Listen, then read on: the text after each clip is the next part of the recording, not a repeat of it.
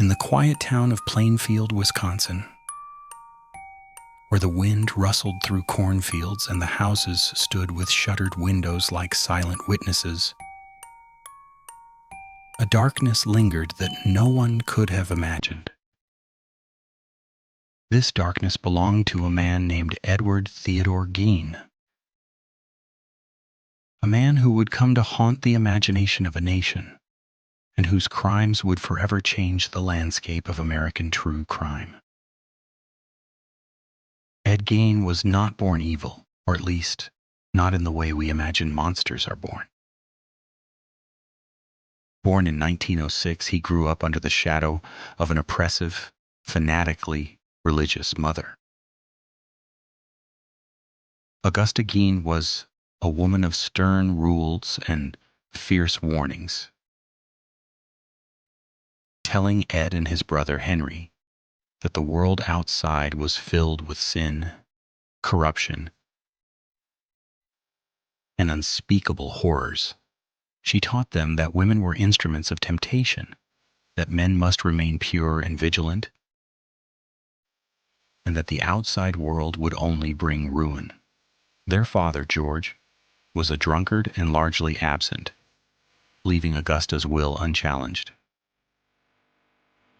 Ed and Henry grew up isolated, rarely venturing beyond their family property.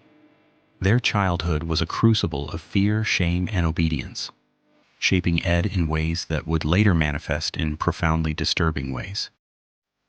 Henry died when Ed was still a young man, leaving him utterly alone with his mother. She continued to dominate his life, filling his head with rigid morality, contempt for women, and a fixation on death. When Augusta died in 1945, Ed was left untethered, and what had been suppressed for decades began to surface.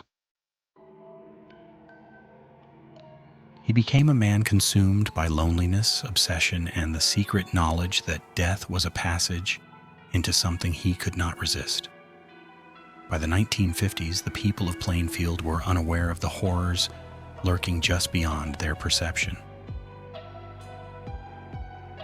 They noticed only the peculiarities. Ed, a quiet man, odd in his habits, living alone on the outskirts of town, visiting the cemetery late at night. They did not know that he had developed an obsession with corpses, graveyards, and the very skin and bones of the dead.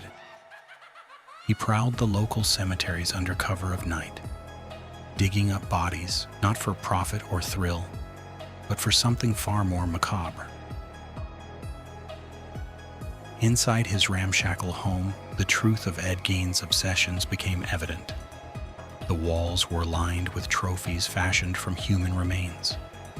Skulls became bowls, skin was turned into clothing, and the furniture, ghastly in its conception, was covered in human hide. Each item was not just a curiosity, it was a symbol, a twisted homage to his mother, a woman he both revered and feared. In 1957, the veil of secrecy finally lifted. Plainfield had begun to notice something amiss. Ruth Snyder, a local hardware store owner, had gone missing.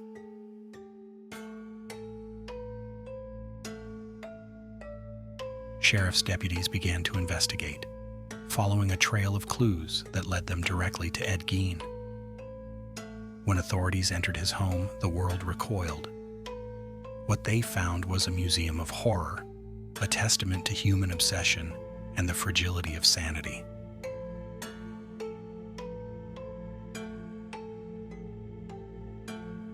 Among the items discovered were a belt made from human nipples, masks of human skin, and a box containing preserved genitalia. The floors were stained, the walls adorned, and every corner whispered of someone who had stepped beyond the threshold of morality. Yet in his quiet, unassuming way, Ed did not resist.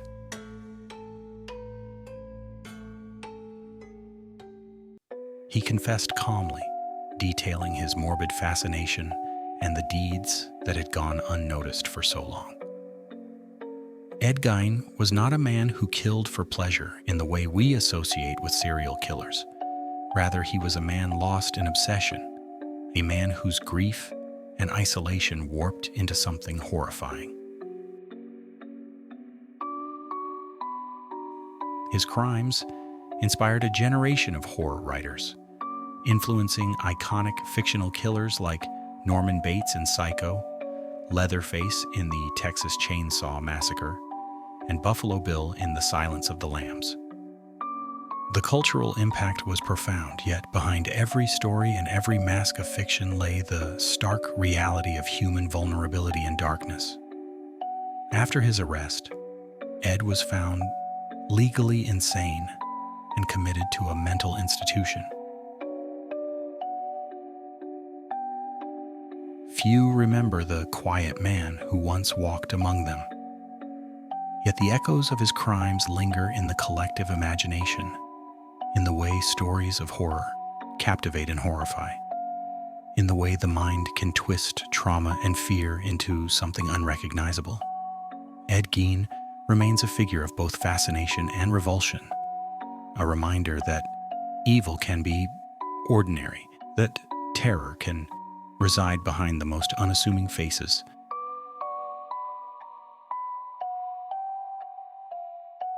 He lived the rest of his life under psychiatric care, quietly fading from the public eye, but never fully escaping the shadow of his deeds.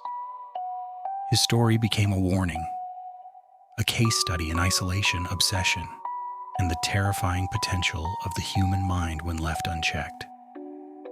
Today, when people walk the streets of Plainfield, and that the line between humanity and monstrosity is thinner than we dare to admit.